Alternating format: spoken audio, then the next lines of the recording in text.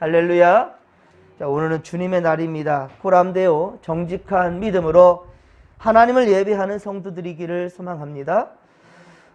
오늘 우리가 함께 읽은 성경은 사사기 6장 이제 뒷부분 33절로 40절까지로 자, 기드온의 300용사와 더불어서 자, 우리 기드온 하게 되면은 기억되는 부분이죠. 바로 300용사, 기드온의 300용사 더불어서 많이들 기억하는 양털 표징입니다. 하나님의 명령에 따라 바알의 제단과 아세라 목상을 찍어내리고 부셔버린 파괴한 이 바로 기드온.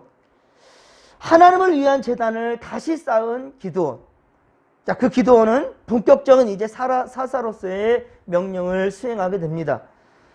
그런데 33절에 보면 자, 이때 미디안과 아말렉과 이제 미디안은 혼자 쳐들어오지 아니하고 아말렉 사람들과 그리고 동방의 사람들, 동방의 유목민들 함께 모여서 요단강을 건너와서 이스라엘 골짜기에 진을 쳤단 말입니다. 요단강을 건너 이스라엘 골짜기에 와서 진을 쳤다라는 것은요, 갈릴리 산지와 사마리아 산지를 가로지르기 때문에 그곳을 장악할 경우에 갈릴리 지역에 있는 지파들은 물론이거니와 사마리아 산지의 므낫세 에브라임 지파들을 손쉽게 공략할 수 있는 그러한 참 좋은 그런 위치에 하고 있다고 할 수 있겠습니다.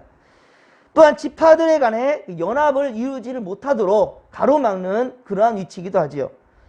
바로 이것이 바로 사람의 지혜라는 것이지요. 하지만 34절에 보십시오. 34절에 보면 하나님의 영이 자 누구에게 임했습니까? 기드온에게 임했습니다. 하나님의 영이 기드온에게 임했다라는 거예요. 아무리 지혜롭고 또 바로 철저하게 계획을 세웠다 할지라도 여러분 하나님의 영이 임한 사람과 대적할 수가 없는 겁니다. 적수가 되지 못하죠. 성경에서 하나님의 영이 임했다라는 것은 바로 그에게 신적 권위를 하나님이 부어주셨다라는 겁니다.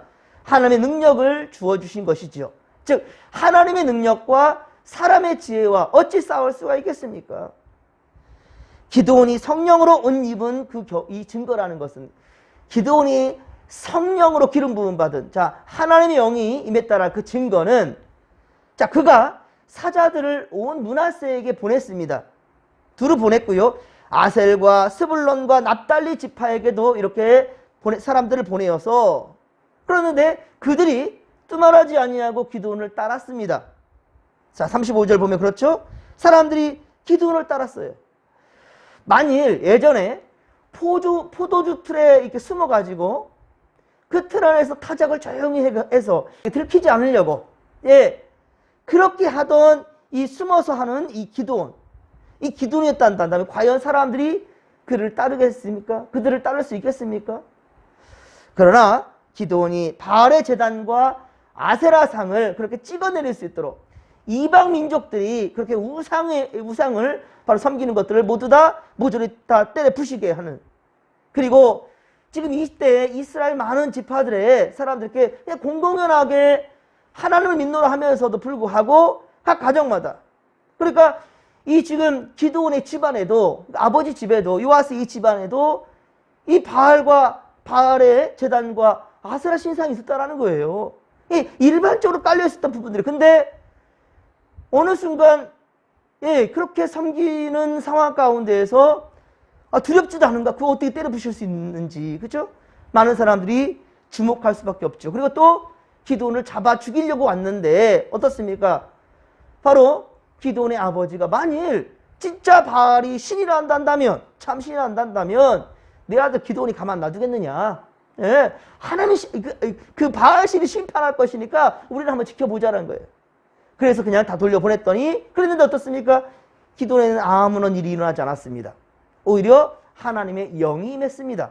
자, 이런 부분들을 사람들이 보고 분명한 사사로 인정할 수밖에 없었던 거죠. 자, 그렇습니다. 하나님의 영이 임한 신적 권위와 능력을 부여받은 이제 기드온은 이미 하나님이 세운 하나님의 사자인 것이죠. 자, 그런데 기드온은 하나님의 부름을 받았음에도 불구하고 자, 이렇게 하나님의 이 기름을 하나님의 성령의 영을 받았음에도 불구하고 어때요? 머뭇거리고 있습니다. 역시 두렵습니다. 예. 그래서 하나님 앞에서 표징을 보여달라고 예물을 드렸던 우리 기도원이었지 않습니까? 17, 18절에 보면, 그렇죠? 예. 내가 하나님께 예물을 드려서 이제 분명히 하나님께서 나를 세우시던 것에 대해서 감사함으로 받겠습니다 라고 했었지 않아요? 근데 표징을 보여달라고 구했을 때 하나님께서는요, 우리 21절에 보면, 그렇죠? 바로 바위에서 불이 나와가지고 그 제단에 그 예물들을 불살랐다라고, 제물들을 불살랐어요. 하나님의 명하신 대로 바알의 제단과 그래서 아세라상도 찍어내리게 되었죠. 자, 하나님께서 함께 하시고 능력을 주신다는 것을 머리로는 알았는데 이 몸이 따라주질 않으니까, 이 머리는 알겠는데 몸이 따라주진 않아요. 그러니까 사람들의 눈이 무서워가지고 27절이죠. 낮에 행하지 못하고 밤에 행하는 명령대로 순종을 합니다. 순종을 하는데 여전히 두렵고 걱정이 되는 거예요. 하나님께서 함께 하시고 능력을 주신다는 것을 머리로서는 이제 알겠는데 몸이 따라주지 않는 겁니다. 그래서 사사기 7장 3절, 사사기 7장 3절에 보면 이제 사사로서 이스라엘 백성들을 이렇게 불러 모았는데 그 모인 수가 몇 명이나 되었습니까? 3만하고도 2,000명이나 되었어요. 그죠? 3만 2,000명이나 되었음에도 기도는 여전히 미디안과 그 연합군들을 두려워하고 있는 겁니다. 그도 그럴 것이 이게 많이는 모였지만 군사훈련 한번 제대로 받아본 적이 없잖아요. 예, 우압지존이나 다를 바가 없단 말이에요. 이 이스라엘 이 자손들은. 그런데 상대는 어떻습니까? 상대는 철병거를 가지고 있습니다. 철병거를. 그런 갖춰진 군대라는 것이죠. 그것도 미디안만 온 것이 아니라 아말렉과 동방의 사람들까지 다 불러 모았으니 그 규모가 얼마나 크고 웅장했겠습니까?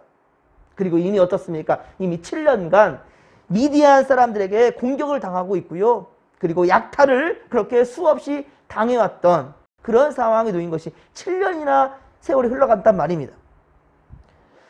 자, 그래서 가뜩이나 소심하고 의심 많고 두려움이 많은 이 기도는 망설이고 이제 고민이 되는 거예요.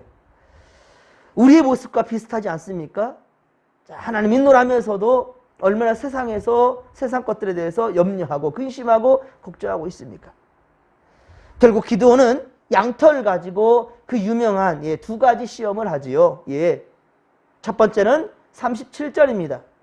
37절에 보면 양털 한 뭉치를 타작마당에 그렇게 던져두는데 아침이 일어났을 때 만일 이슬이 양털에만 있고 그 주변 땅에는 마른 땅이 된다면 자신의 손으로 이스라엘을 구원하는 그것이 맞겠다. 그것을 이제 인정하겠다는 거죠. 구원하실 줄을 내가 알겠다라고 그렇게 이렇게 하나님께 청합니다. 그리고 그 다음날 아침에 보니까 그대로 기드온이 청한 대로 그대로 이루어진 것을 보게 됩니다.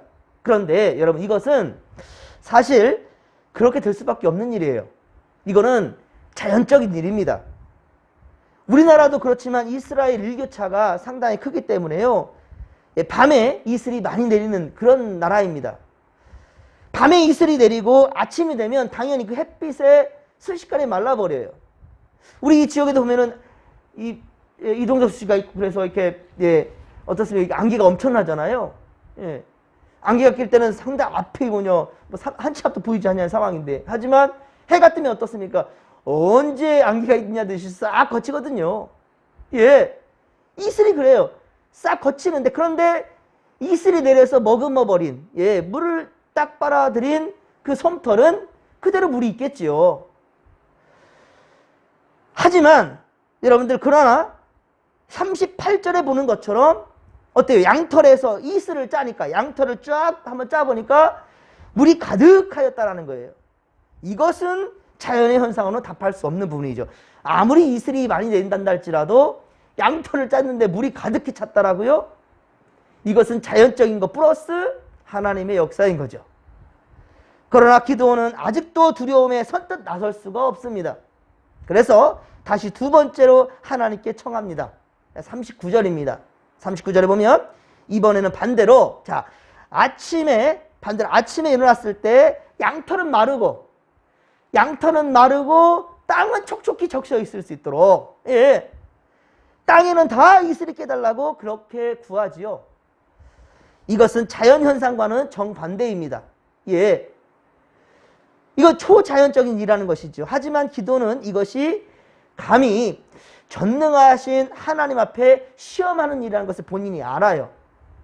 하나님께 이것은 내가 하나님을 시험하는 것이라고. 하나님이 우리를 시험하는 것이 아니라 우리가 하나님을 양다리, 그쵸? 한 다리는 인간적인 생각, 한 다리는 하나님께 향하여서 갈팡질팡하는 이런 지금 상황이 있다고 본인이 알아요. 그러니까 어떻습니까? 주여 내게 노하지 마옵소서. 내가 이번만 말하리이다 라고 말하고 있는 거예요. 하나님을 지금 시험하고 있다는 것을 본인이 알기 때문에. 그러면 조심스럽게 그렇게 청하는 것을 봅니다. 그러나 인자하신 하나님은 기도원에 대해서 꾸짖지 않습니다. 너가 그렇게 믿음이 없느냐? 아니, 그런 말 하지 않습니다. 원대로 다 들어주셨습니다.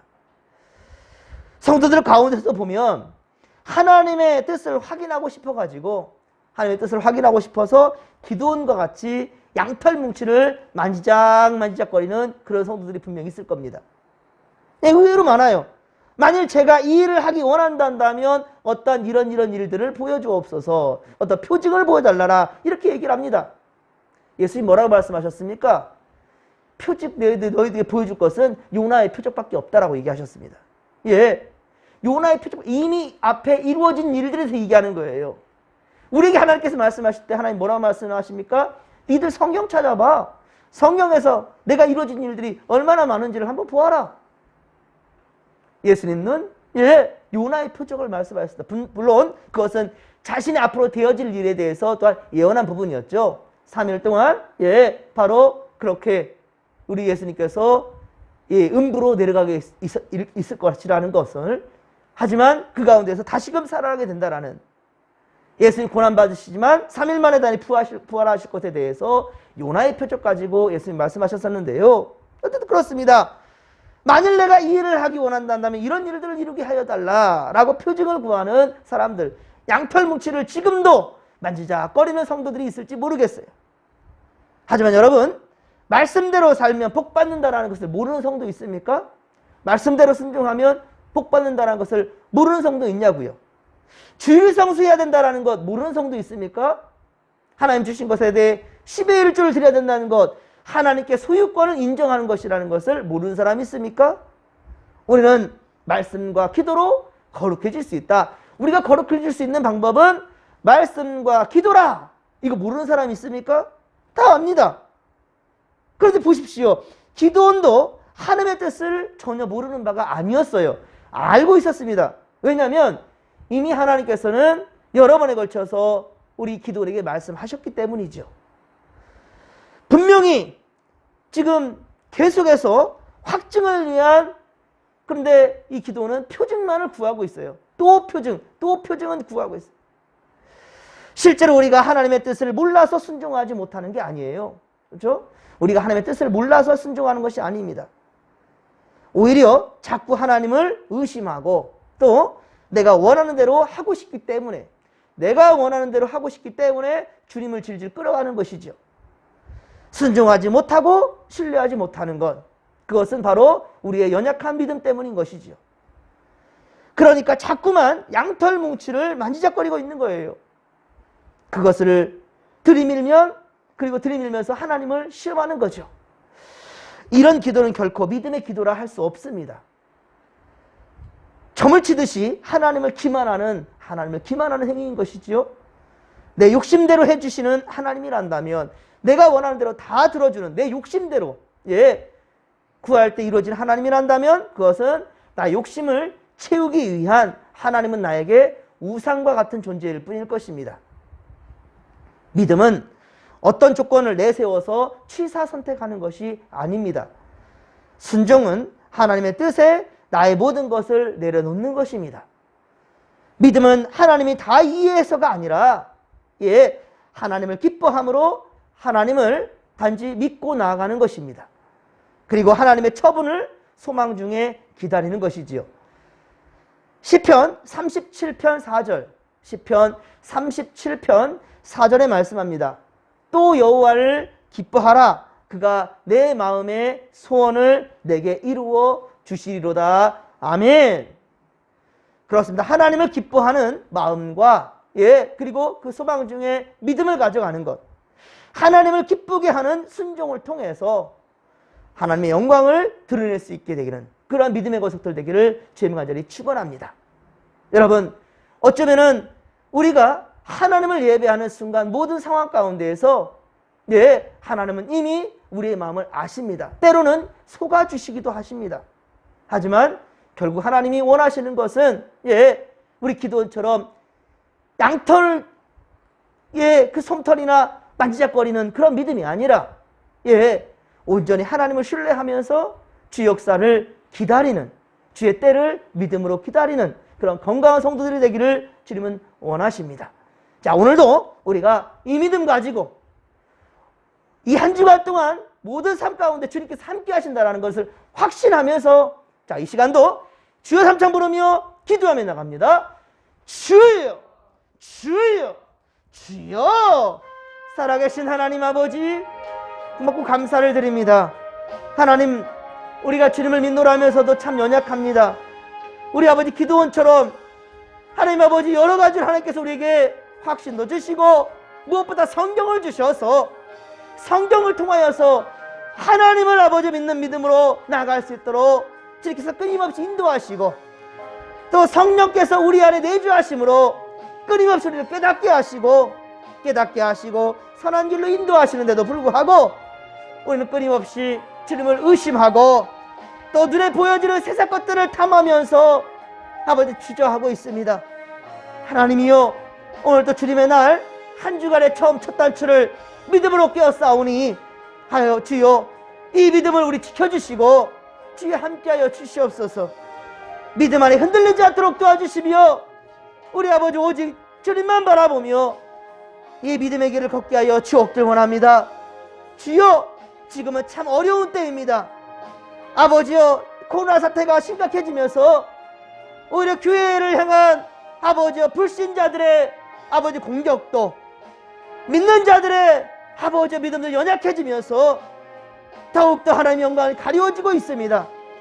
아버지, 이때 우리는 기도원처럼 일어서서 하나님 아버지여 좀 두렵고 걱정도 되지만 끝내는 믿음으로 순종해 갈 수 있도록 도와주시옵소서.